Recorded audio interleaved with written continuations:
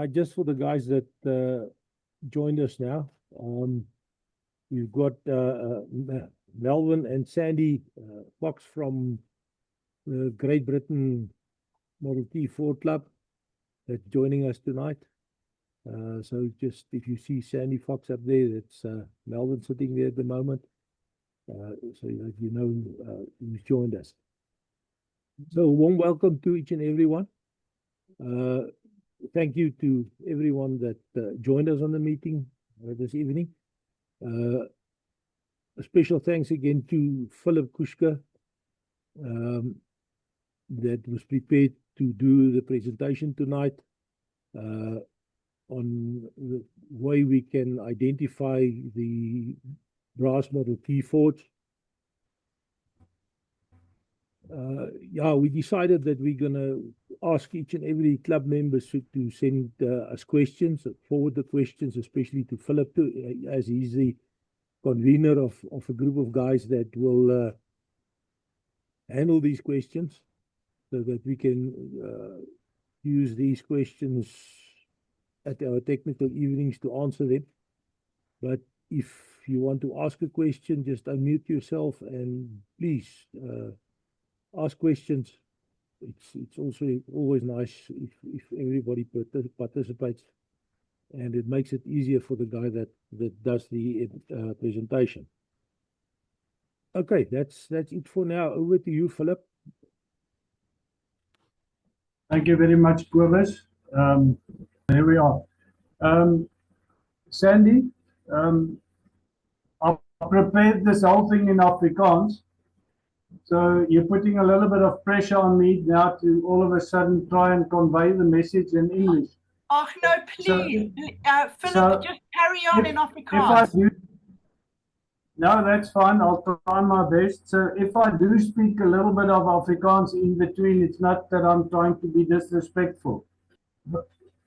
En heel eerste wil ek dan net sê, soos wat Cobus gesê het, net 'n paar gedagtes.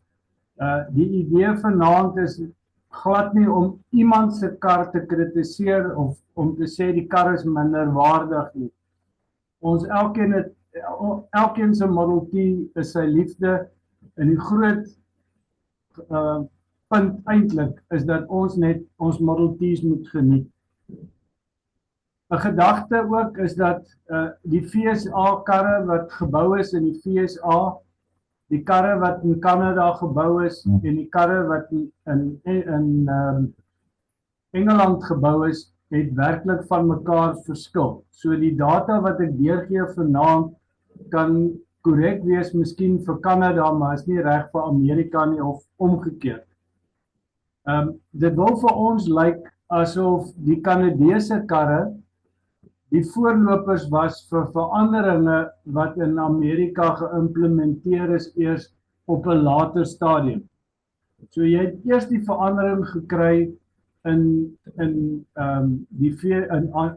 die Kanadese kar, en dan is dit oorgedra na die Amerikaanse kar. Dan 'n ander punt wat ek wil maak voordat ons begin met die lesing is dat wanneer ons praat van afsnydatums, 1913 het dit verander, en 1914 het dit verander, daar's nie 'n pertinente afsnydatum. Ongeveer in Julie maand het dit verander, ongeveer 1914. Want Henry Ford het sy onderdele opgebruik. So as hy byvoorbeeld die pedale verander het van clutch wat genommer is CB, en dan het hy hulle gebruik totdat hulle op was, al is dit in die volgende modeljaar. Die aanbieding wat ek vanaand het ek gekonsentreer op die meer algemene, die meer sigbare veranderinge, alhoewel daar baie ander subtiele veranderinge was op die karre. So, kom ons begin dan. The exact date that the first Model T left the PK factory is either the 27th of September 1908 or the 1st of October some resources say the one date and other resources say the other date. But whether it's the 27th or the 1st of October, the first 1909 Model T Ford left the PK factory under the leadership of two gentlemen, Harold Wolves and Joseph Galam. They were the team leaders that saw to the constructing of the car, because the first Model Ts were all hand manufactured. On the 3rd of October, this advert appeared in the paper, and there we've got the first Model T, the 1909 Model T Ford. And there you can see the big difference between the early 1909. It's got two levers and two pedals. So the two pedals were the clutch, the low gear, high gear as we know it, and the brake pedal, where the front lever was actually the reverse. So when you wanted to go into reverse, you had to pull up the handbrake into neutral position and then put the brake or the lever to the front to engage in reverse gear.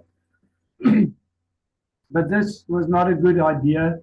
And within the first 500 Model Ts, Henry Ford changed the system from the two-pedal to the three-pedal system that we are accustomed to these days. Talking about the pedals, the early pedals were lettered C, R, and B. It's actually frightening to think that they were coded so that you know where to clamp the brake or the reverse or the clutch. I mean, if you're a bad reader, you must have had lots of problems. So the lettered pedals were standard on the 1909, 10, 11, 12 until 1914. But in 1915, as I've stated earlier, if there were pedals left, they were still used. And this is my 1915, which has got a reverse pedal that is still the numbered one. In 1915, they started with, as we called it, the rib pedals. The pedals had a rib on them. And they were standard until 1917. And then after 1917, they turned to the, call it flat ones or the ones without patterns. But then again, I've seen many cars, blocks, 1919, 1920 block engines that still had the rib pedals. The transmission cover, the 1909, the first few cars that left the factory had a pressed transmission cover, exactly the same as this one, and then they turned from the pressing into aluminium one. So this was the transmission cover that they used until early 1911. 1911, they started with the aluminium transmission cover, and the aluminium transmission cover was standard on all cars until 1915. After 1915, up till 1919, they had this similar one, but the one made out of cast iron. I've written here 1919 because in 1919, the transmission cover changed to accommodate the starter. The radiators, the early ones were the script on the Ford were exactly the same as the S Ford, the Predator, the one that just before the Model T. And as you can see here on the, it had a very short neck. And then in 1911, they started with a Ford script on the radiator as we know it, And then the blast radiator was manufactured until 1916. As I said, there's very small changes. I know that the radiator cap also changed with the wings that it had in 1913. Prior to 1913, so the 11 and 12 were only soldered to the top tank, the neck. Whereas from 1913, they added 3 rivets to make it a little bit rigid. And then the low radiator, 1917 up till 1923, and that's where the word comes from, the black radiator cars and then the brass radiator cars. Let's have a look at the chassis, changes to the chassis. As I've said, there were many small changes to the chassis. But the biggest chassis change, this chassis is a 1910, 11, 12, early 13 chassis. And you can see it here at the end where the body mounting fits to the back. There is the other body bracket. The other chassis had a wing. These chassis came straight through, and then it had a casting here, and then the rear fender bracket was mounted to it. And now you can see why they've changed it, because to manufacture this and to assemble it is much more work than the ordinary chassis that we know of today, where we've got the wings on both sides of the chassis. Up till 1913, you had a drive shaft. They call it the two-piece drive shaft. The drive shaft here at the top was split, and that's why it's called a two-piece drive shaft. There you can see the two-piece drive shaft again. And then the radius rods, the early cars, the ends at the back where they assembled to the brake drum or the backing plate on the diff, these were castings. It was a casting. And then the most common ones that we know was a pressing there. That was from 14 till 25, and then the 26, because they had a bigger their end, they were a little bit modified there to accommodate the diff. Running board brackets, up till 1919, start of 1920, it was cast iron brackets, and the brackets were riveted onto the chassis. And then from 1920 onwards, it was a solid piece running all from side to side, and it was also riveted to the chassis. Running boards, the early cars had the Ford script parallel, running parallel to the running board, where these are the more common ones that we know, that is across. And there again, it was a very clever move, because here you had left and right hand side running boards, where here you've got only one that fits both sides. Your steering column, there's a good comparison between the two steering columns, where you can see that the one on the right is the early one, and it hasn't got any, let's call it, strengthening things on it. It was just plain without the ridges there to make it more rigid. And then we get to the engine blocks. I don't know of any open valve engines in our country. I know that Arthur almost had his hands on one, and it disappeared. It just vanished So this is the open valve tappet blocks, and they were produced from 1909 to early 1911. Also, something interesting about the early cars, the Welsh plugs, they were screw-in Welsh plugs. You can see 3/4 inch that screwed into the block. And in 1913, in the mid of 1913, they changed to the more common ones that we are accustomed to these days in most of our cars. Again, the engine block that I'm referring to here, I say in 1911 to 1921, again, there were quite a few differences on the blocks, although it had the two separate covers for the tappets. But we'll get back to the engines a little bit later. The first few Model Ts that I think it's 2,500 Model Ts,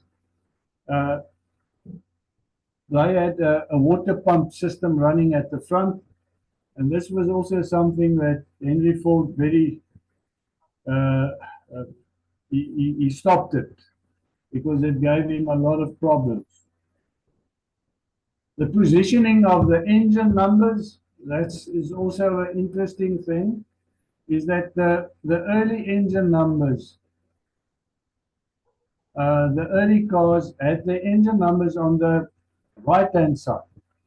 So this is a 1910 engine, open tappet cover, and there you can see the engine number. Here's a close-up, and the engine number is stamped on it on this side. There's also a 1911 engine. You can see the Welsh plugs there, and there we've got the engine number on that side there. I think that the 1911 that Kevin has got and the one that Kirby Lombard has got, they've still got the engine number on that specific place there. The later 1911s, it was changed to just above the water outlet on the left-hand side of the car. Talking about engine numbers, we get to the engine casting dates. The Americans got funny ideas, so it's the engine casting date. So this engine was casted on the 21st of the 4th month, 1914. This is my 1913 engine. So it's the 4th of January, and there they made a mistake. The one was casted mirror image, 1913. The casting dates is always on the right hand side for the veterans up till 1918. But I've seen casting dates of 1918 and 1919 that is not there, but at the bottom between number 4 and 3 at the back, at the bottom where close to the sump. Yeah, you can see it. These are the holes for the sump. So it's at the bottom, almost against the transmission cover. And then a little bit later, they changed it. I think it's from 20, they changed it to a round circle, also 16, 6, 21. Nobody knows what the R was representing. So, and then the round casting date for the engine was ran through right to 1926. You get back, if we look at this engine number here, it's a American one because it has only got the numbers stamped on it. If it's a Canadian one, then it'll have a C in front of it. and I think I've got someone somewhere. I'll show you, but we all know that it's got a C in front of it. And then also what is interesting is that some engine blocks has got a star on it. And those were replacement blocks. So you can have a 16 block with a 1914 engine number on it. So it was like they had with the Volksies that you could swap the engines and they just stamped the previous number on it. Talking about inlet manifolds, the first few cars had a gooseneck. And there again, if you look at Kevin's 1911, it has got the gooseneck inlet manifold, and it's also manufactured out of aluminium. This is my 1913 engine. There you can see the aluminium transmission cover, and then it has also got the aluminium inlet manifold, and the inlet manifold was aluminium until 1915. The earlier, the aluminium ones is a better performer than the cast iron one, because it's got a bigger intake, air intake in it than the later ones. Is daar miskien enige vrae? Asseblief, ek voel soos 'n onderwyser hier en ek wil nie graag 'n onderwyser wees nie.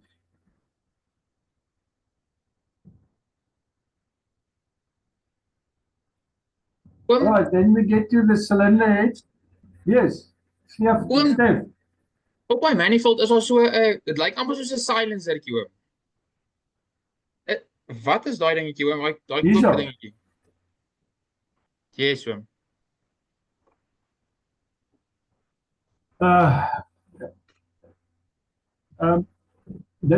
That was an optional extra. That little copper thing there is an optional extra. If you drive your Model T, the more you accelerate, the richer the mixture gets within your carb, and your carb is set. So that was an aftermarket thing, that you had a control on the inside of your car. It's almost like a motorcycle where you set your timing on the motorcycle. So if you go faster, you open up this little thing there, which there you can see, maybe you can see it there, there's a hole in there. The bigger you open it up, the more air it sucks in, and the leaner your petrol becomes. Now that was an optional extra. Stef, jy het nogal skerp oogies, né? Ja. Nee hoor. Cylinder heads, the cylinder head with the black one is the early one, or as we see it, the low head, or the low cylinder head. And up till 1916, you had the low cylinder head, and then after that, you had the high cylinder head. And what's also interesting is that the low cylinder head had a higher compression ratio than the one on the left. And also something interesting that I've found is that when I restored my Model T, I said to Kevin, yes, I lacked performance. I know the car was driving nice, it was idling wonderful, but I knew I had to get a little bit more out of it. It was lazy. And I tried lots of things, and then after a while, Kevin and I decided to take off the cylinder head, and I measured the combustion chambers at the top. And I was fortunate enough to have 3 low heads at that stage. And not one of the 3 heads had the same compression, the compression chamber was different, and there was a big difference in it. And the one that I had on my car had the lowest, so the area inside was bigger, and that was also something interesting that I experienced. 1913 was a major year. It was a year where a lot of things changed in the production of the Model T Ford, and also for South Africa. So prior to 1913, the 1910s, the 1911s, the 1912 Model T Fords that we've got in the country, those were the cars that were manufactured in the USA. From 1913 onwards, the cars that were exported or that we imported into South Africa were Canadian cars. So if you get a Model T Ford 1911 or a 1912, you will not find any markings on them like made in Canada or made in USA, because the cars were manufactured, all the cars were manufactured in the USA. But when they opened up the factory in Canada, the Commonwealth countries, and we were one of the Commonwealth countries, for tax purposes, we got our cars from Canada. And therefore, it all started in 1913, made in Canada, made in USA. So on the radiators, you'll find made in USA. But the Canadian cars didn't have the made in Canada printed on them. They were just clear.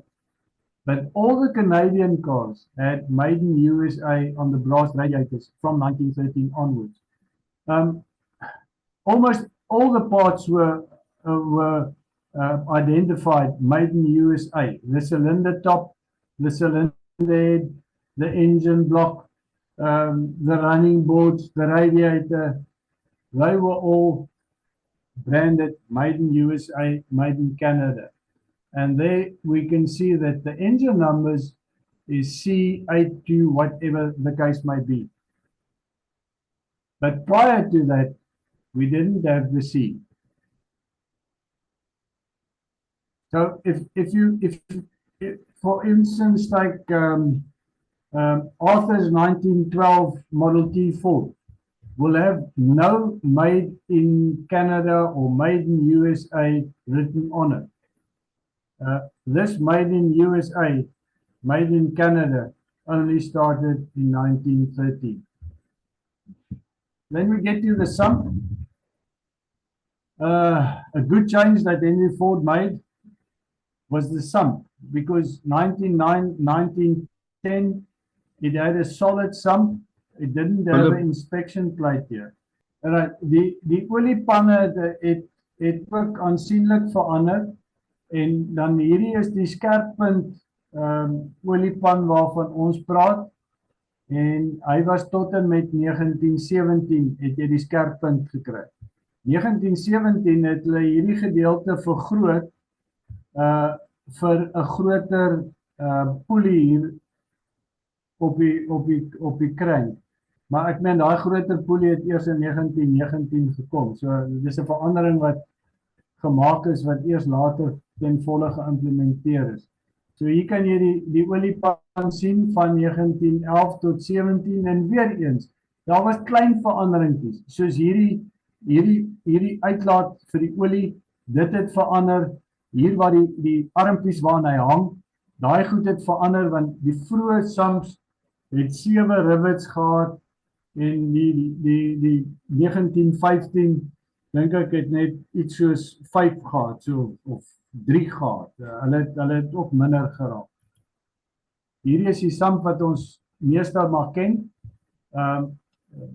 Ons praat van 'n 3-dip sump, en dan kry jy die later een, die 4-dip sump.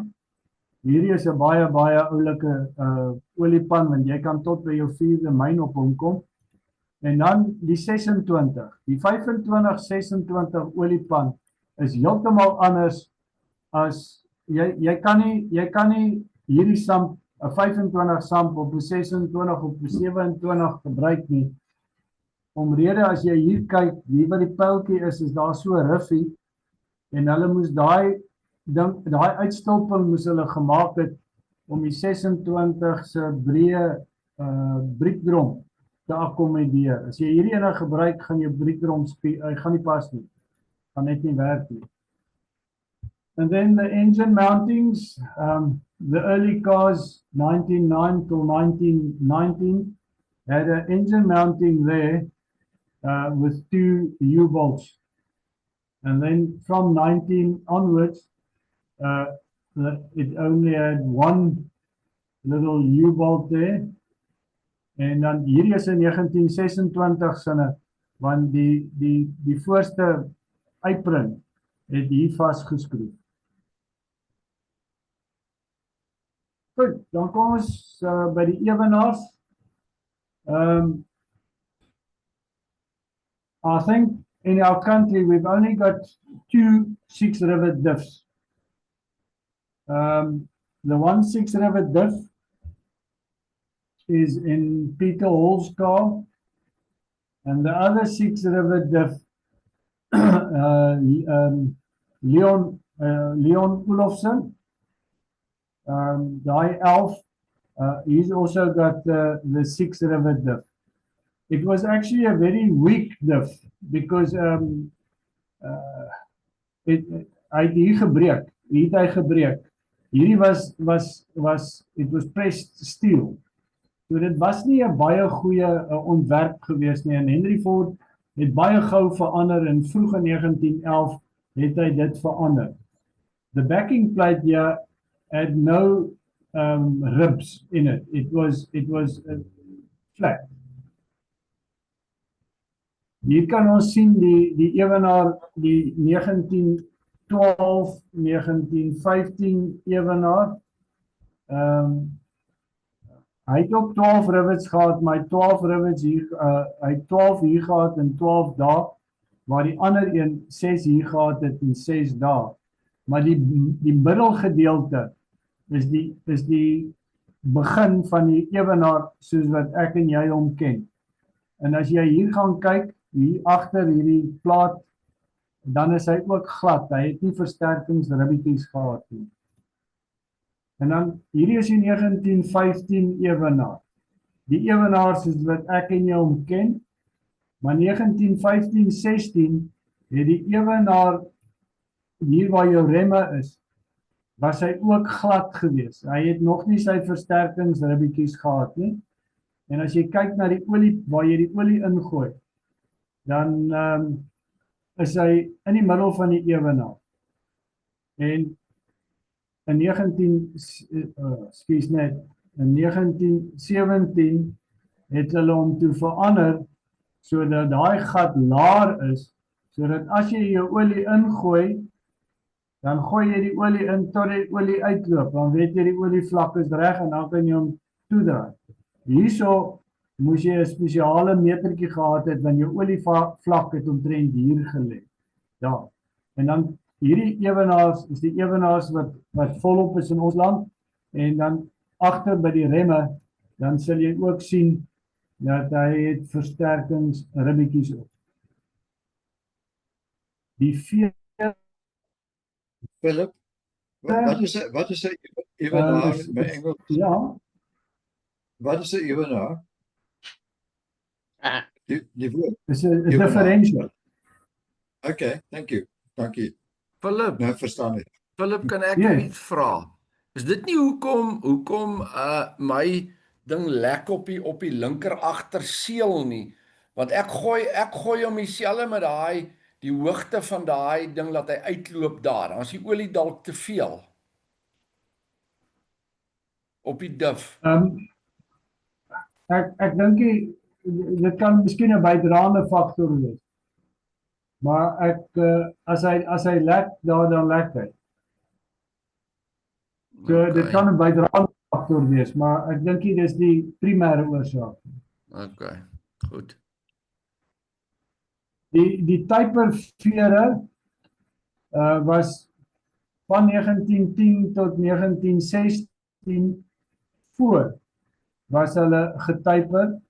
Die eerste ene was soos wat ek en jy die vere ken, hy was reguit af. Die agtervere het jy tot in 1917 het hulle agter die typerveer gehad. So streng gesproke as jy gaan volgens die boek, dan het die 1916 voor typer gehad, voor en agter. Maar as jy by die 17 kom, dan het hy voor alreeds die reguit gehad, maar agter het hy nog die typer gehad. So 1917 voorvere was skerp en agter was hy skuins. En van 1918 af was hy skerp voor en agter. Dan kom ons by die koelbox. Daar was 'n verskeidenheid van koelboxes wat jy in die vroeë jare gekry het. Die 1910-1911 karre se koels was nie omruilbaar met die koelboxes wat ons vandag geken het, soos wat ons koels vandag ken nie. Hulle het nie gepas nie. Hulle was 'n ander grootte. So 1913 het jy nog die houtboks gekry.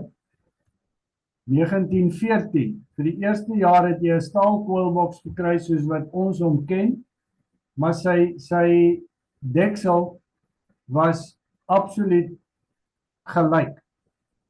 Maar as jy kyk na die koelboxes wat ons vandag het, dan is hy groter as wat hy agter is. Hy loop teen 'n skuifte. En die rede daarvoor was in 1914 het hulle baie spasie bo gehad want dit was nog 'n oop kar, maar 1915 het hulle die kel ingebring en toe kon jy nie meer die koelboks se deksel afhaal nie en daarom moes hulle weer bietjie die dinge verander. Hier is die verskillende koels wat jy gekry het. 1911-12 het jy twee groepe gekry. Jy het die Heinz koels gekry en jy het die Kingston koels gekry. En dan van 1914-15 het jy die KW koels gekry, maar hulle het braas bokante gehad. En dan van 16 af tot 27 is die koels wat ons maar meestal gebruik, die houtbokse met die koelpunte soos wat ons ken. Ja, dan kom ons by die ligte. Daar was die hoofligte, daar was heelwat verskillende make van hoofligte, maar die 1910 tot 1912 ligte was almal vol braas. Daar was niks swart nie. Alles was braas. Elke dingetjie. En dan binne-in, soos jy daar kan sien, was die brandertjie vir die asetyleen. 1913-14 oorwegend was die Juno Brown, waar jy die braas skoorsteen gekry het met 'n braas ringetjie en die bakwerk gedeelte was alles swart. Maar daar was nog wat van hierdie ligte wat ons vandag nog kry, wat die swart gedeelte, as jy die swart afwerk, dan is dit braas. So, hulle het dit swart geverf om een of ander rede. 1915, einde 14-15 was dit bietjie deurmekaar spul, want einde 1914 het jy al karre gekry met elektriese ligte. Maar dan het jy ook braas asetyleenligte gekry op 1915 voertuie. En 'n sprekende voorbeeld hiervan is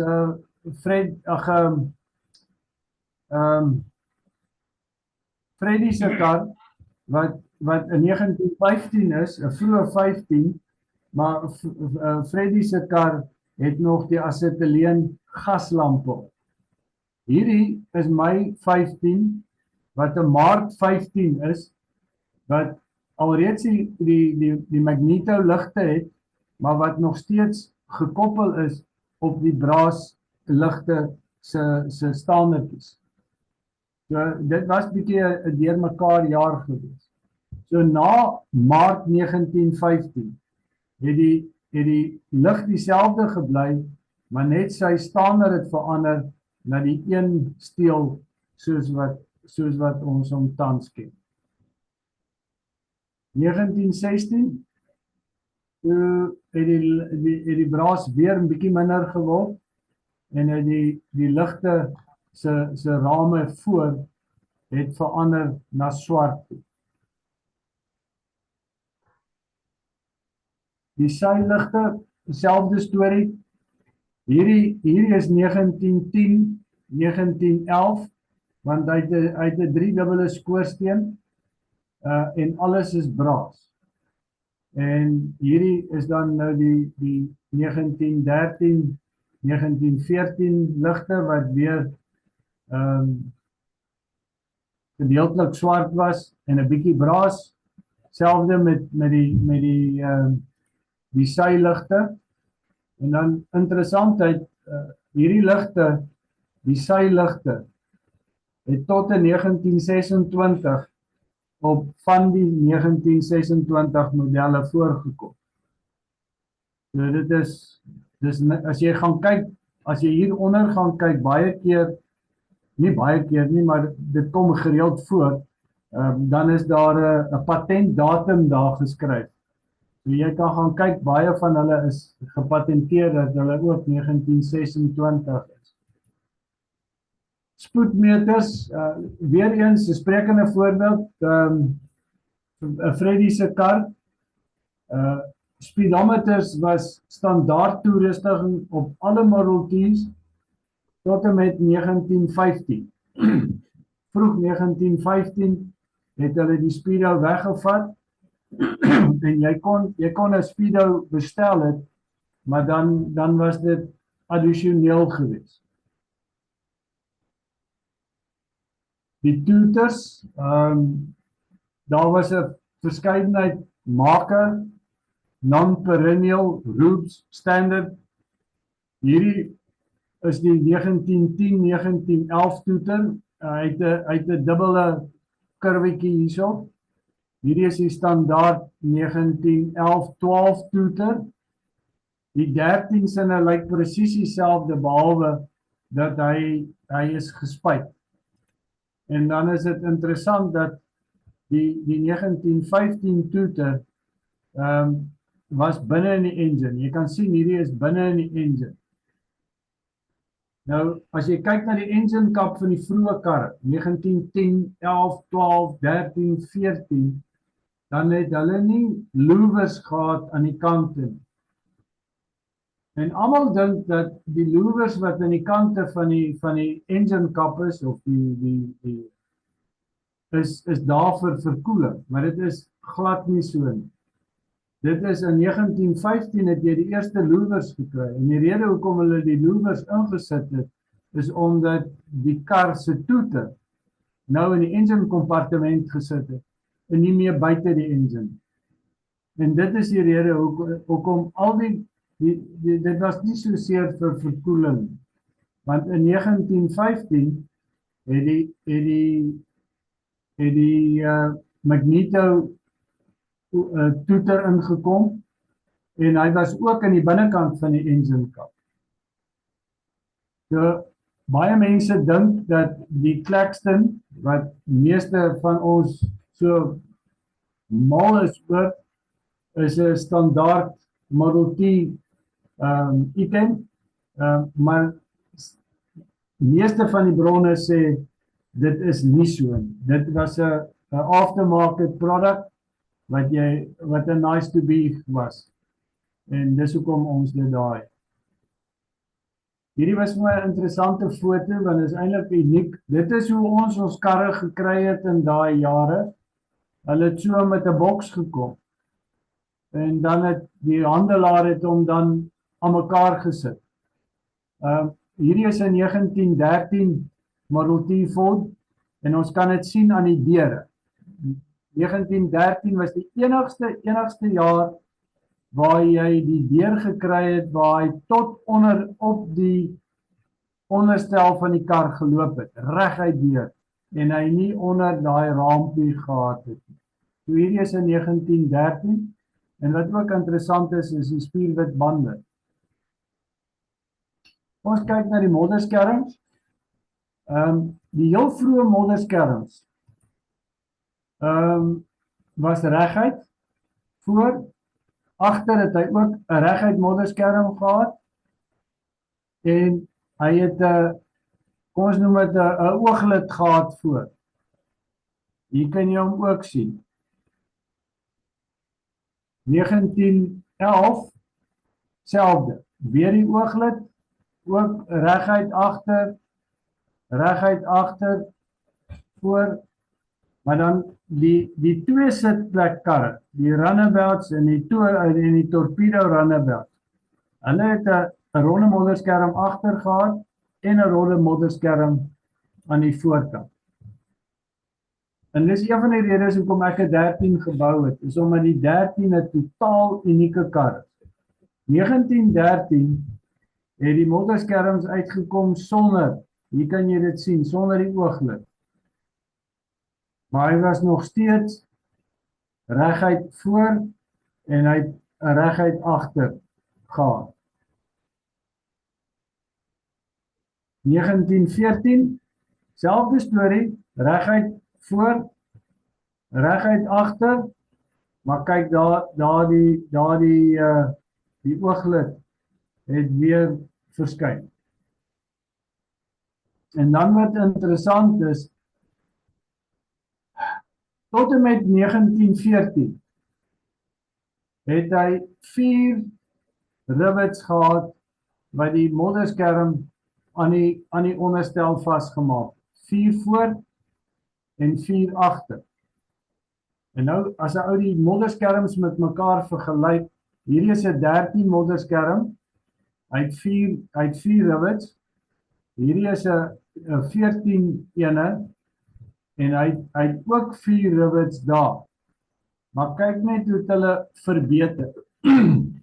Hulle het 'n versterking ingerol aan die binnekant in 1914, waar 1913 het nog glad nie gehad het nie. Die vroeë 14s het ook nie hierdie dwarsrillip gehad wat versterk is nie. En dit het in laat 14 het dit ook ingekom. So hier kan jy sien, hierdie is 'n vroeë 1915, nee, ja, 'n vroeë 1915 en 'n laat 1915, waar jy die 3 het teenoor die 4. Ekskuus.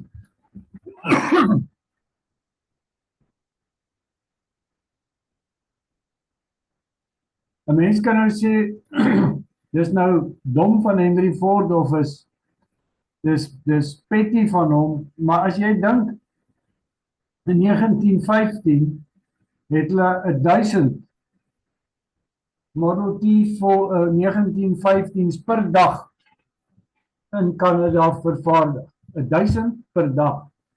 So as jy 4 rivets 'n dag kan spaar, dan spaar jy 4000 rivets per dag.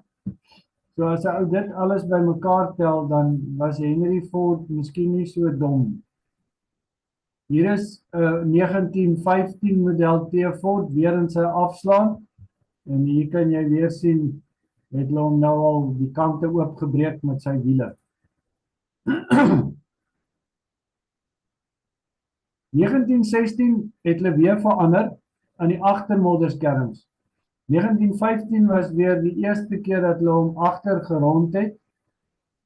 Maar 1916, einde 1916, het ek en jy die Crown Mudguard gekry. Hierdie binneste gedeelte was verhewe. Waar 1915 en die vroeë 16s was hierdie gedeelte plat gewees.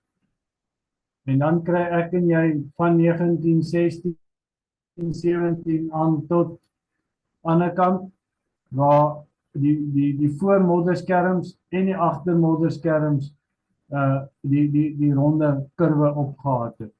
En dan kleur. Hierdie is 'n jy kan sien hierdie is 'n official paint chip van die Model T Ford Club. Model T Ford fabriek. 1914 was dit Midnight Black. 1915 was dit Charcoal Black. 1916 was dit Black Cave. Right, tong in die kies. Elke jaar was swart geweest en dit was presies dieselfde swart. Maar wat baie interessant is dat as jy 'n Model T kry voor 1913 en vroeër, dan was die uitsondering swart geweest. Daar's bitter min swart Model T's vervaardig voor 1914. En dit was interessant dat elke jaar het 'n bepaalde kleur gehad. So 1913 was Midnight Blue en 1912 was so maroon. Die maroon wat ek op my 13 het, is eintlik in 1912 kleur. So die ouens wat die vroeë Model T's het en almal sê vir ja, is 'n pragtige kar, maar dis net jammer jy die verkeerde kleur. Ek het so ding gemaak vir my 11 toe ek hom gehad het en ek het hom altyd voor in die venster geplak. Want dit was die uitsondering dat jy 'n swart Model T gekry het voor 1914. Net 'n paar foto's wat vir my net gewys het hoe die manne hulle Model T Fords gebruik het in daai jare. Die manne was nie skaam om te gaan jag met hulle nie. Of met hulle te gaan kamp nie. Dan sê ek vir julle dankie dat julle geluister het en is jammer dat julle nie vrae gevra het nie. Daar miskien nou enige vrae? Philip, baie dankie. Dit eerstens. Ek weet dit het baie tyd gevat om hierdie ding by mekaar te sit en waardeer dit. Ek wil net 'n vraag vra. Ek het lank terug toe ons 'n bietjie navorsing gedoen het, toe ek my kar bietjie oorgedoen het, ons iewerster raak gelees dat hulle die Model T's ook in 'n donkerblou gemaak het. Weet jy of dit so is of is dit maar een van daai wollaar stories? Ja, die donkerblou was 1913. Ja, dit was 'n bittermooi kleur geweest. As hy in die koelte staan, dan kan jy amper nie sien dat dit blou is. Ja. Philip, ander baie ooglopende ding is ook die steering boksies bo by die stuurwiel wat verander het van vroeër na later. Ja, jy is heeltemal reg. Die braas ene was tot en met 1914, waar jy die braas kwadrant onder gekry het, waar jy jou advance en retard, hy was braas. En die boksie het ook anders gelyk. Jy is heeltemal reg. En dan ook die armpies, die advance en retard en die petrol. Hulle dis die klein goedjies wat ook verander het. Tot en met 1912 het hulle sulke bakelietkante gehad aan die kante. 1913 was hulle plat geslaan en in 1915 het hulle heeltemal verander. Nog enige vrae daar vir Philip? Philip, it's Viv here. Can you hear me? Philip? Yes, no, thanks. Yeah. Yes, no, I can hear A you. simple question. Okay, we spoke about it a little while ago that, you know, since the Kruger Park thing, I changed the engine in my car to Hunter's old engine, and it goes like bloody hell compared with my one. And the only thing is the cylinder head. How can you measure that cylinder head to see what the difference is? I can give you the measurements. I can give you the measurements because you can skim your head almost 2 millimeters. Take it off. But before you take it off 2 millimeters, let me just give you the measurements because yours might have been weet hy kon gemachineer gewees het voor die tyd en as ons nou te veel machineer dan gaan jy skade opdoen. Maar ek het die mates wat ek vir jou kan gee tot op die maksimum waar jy hom kan afvat. Okay, well, if you can do that, because I mean, the engine you put together goes a lot better than the engine I put together, and that's worrying me. Philip, you could maybe explain a little bit about the measuring the volume of the compression chamber. Yeah, what I did when I measured the combustion chamber inside, I turned the head upside down and I screwed a plug in the plug hole, and then I had a perspex on top of it, and ek het grease opgesmeer op die head, en toe het ek die perspex op hom vastgesit, en dan het ek 'n gaatjie geboor, en dan het ek hom met 'n syringe vol gespuit, en dan kon ek nou elke silinder se inhoud bepaal. Dis hoe ek het gedoen het. Daar's miskien slimmer ouens wat dit makliker en vinniger kan doen as dit. But that's how you can determine which one is the better one to use. It's going to give you the best compression. Yeah, okay, so maybe, but I'm going to have the one head off and the other head I don't want to take off. So, but I can give you the measurements I get with my own engine, and then maybe you can tell me it's not enough. Yeah, when I say measurements that I'll send you, is you measure the height of your cylinder head from the cylinder head bolt height and to the bottom of the cylinder head. If you give me that measurement, then I will give you the measurement until where you can cut it. Okay, I'll measure that over the weekend when I get back to town, because I definitely want to try and get the old engine back to that performance, and I've got all the bits to reassemble it now. That's it. Ja, Thank Philip, you. jy het gesê jy het vroeër drie heads gehad wat dieselfde was, maar die combustion chambers was nie dieselfde nie. Het jy dit nou maar bepaal deur daai metode wat jy nou gesê het? Dat jy die vloeistof ingespuit het. Ja. Hulle al drie het verskil, ja. Die hoogte van die heads was presies dieselfde, net die combustion chambers wat verskil het. Of nie? Dit is die vorm aan die binnekant, ja. Okay. Ek meen, dit is presies wat die ouens nou doen, as jy nou 'n high compression het bestel van oorsee. Dit is presies wat hulle doen, is hulle bou hom aan die binnekant op. Ja. Die ene wat jy nou gemeet het, wat jy opgehaal het, wat jy nou gesê het, stadiger was, wat die combustion chamber groter was. Jy kan hom miskien 'n bietjie afmasjien het, of was hy klaar op so? Ja, ek kon, maar dit sou 'n verskil gemaak het. Maar hy was nog maar alhoewel die afstande dieselfde was, die ander ene was kleiner en die ander ene was groter. Alhoewel die afstande dieselfde was die inhoude verskillend. Ja.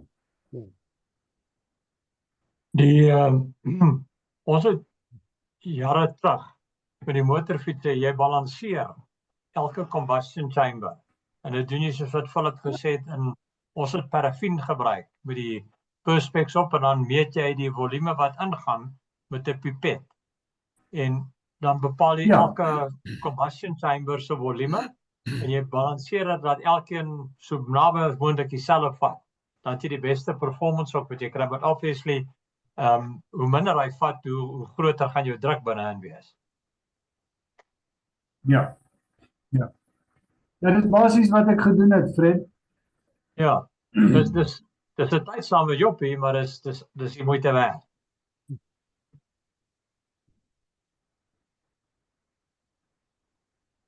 Nog enige vrae daar vir Philip? Niks nie. Philip, nogmaals baie dankie. Dit was insiggewend geweest. Nou verstaan ek ook party goede bietjie beter. Dan gaan ek sien nou al, as ek terug gaan, dan gaan ek nou die video weer terugspeel, dan gaan ek bietjie kyk. Kort wat. Nou dankie daarvoor, ek waardeer. Ek dink ons almal waardeer dit, dankie.